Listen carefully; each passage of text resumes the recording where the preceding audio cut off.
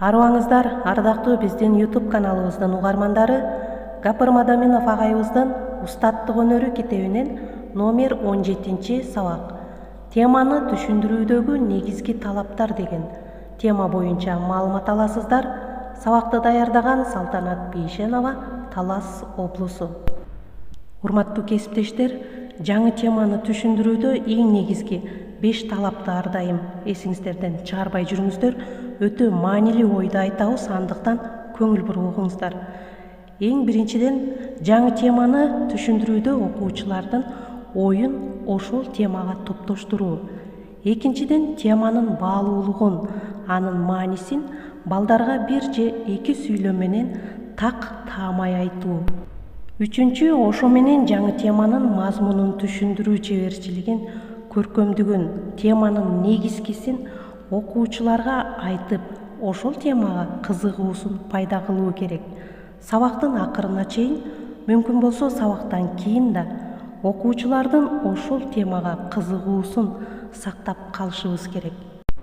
Төртүнчү, класстагы балдардын бардыгы, ар бири жаңы теманы кабылдап өздөштүрүүсүнө кунт коюп, күзөтүп, байкап, окуучуларды контролдоп туруу керек.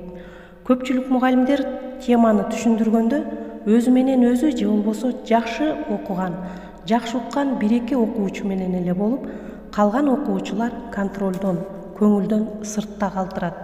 Кийинки сабакта ошол окуучулар теманы билбейт. Бешинчи, окуучулар билимди сабакта активдүү катышып, аң сезимдүү кызматташып алуусуна аракет кылууга жетишүү. Көңүл буруңуздар, урматтуу кесиптештер, бул 6-чысы өтө маанилүү жана окуучулар үчүн дагы абдан кызыктуу. Муну биз өзүбүз сабак өткөндө дагы ушул усулду көп колдонуп келем. Жаңы теманы өз ара эркин талкуулап, окуучулар бири-бирине айтып, суроо берип, аны талкуулашып, практика жасоосуна мугалим мүмкүнчүлүк жана убакыт берүү. Бул учур абдан маанилүү, окуучулар үчүн дагы абдан кызыктуу. Муну уюштуруу учурунда дагы окуучуларга туура багыт берип түшүндүрүү зарыл.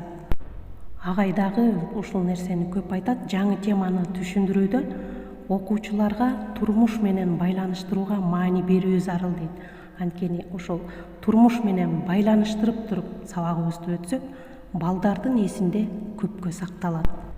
Эгер жаңы тема татаал, абстракциялуу, формула, эсеп, закон жана башкалар болсо, же болбосо байыркы заман, алыскы өлкө, адабий каарман окуя болсо да, ойлонуп, изденип, ошол нерсени турмуш менен байланыштырып, баарын ойлондурган, бүгүнкү проблема келечек менен байланышын таап, окуучуларга аны көрсөтүү, түшүндүрүү зарыл дейт.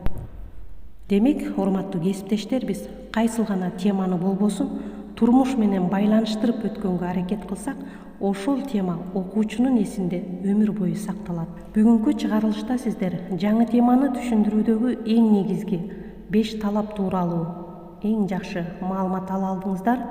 Мүмкүн болушунча класстагы окуучулардын бардыгын жана ар биринин кызыкчылыгы менен ошол окуучунун проблемасы, максаты, үмүтү менен теманы байланыштырып өтсөңүздөр эң жакшы болот. Бул өзү да окуучуларды активдештирүүгө, ойлондурууга, алардын кызыгуусун арттырууга, ошондой эле эң негизгиси кызматташтык педагогикасына тартуунун бирден бир жолу болуп саналат. Көңүл бурганыңыздарга чоң рахмат.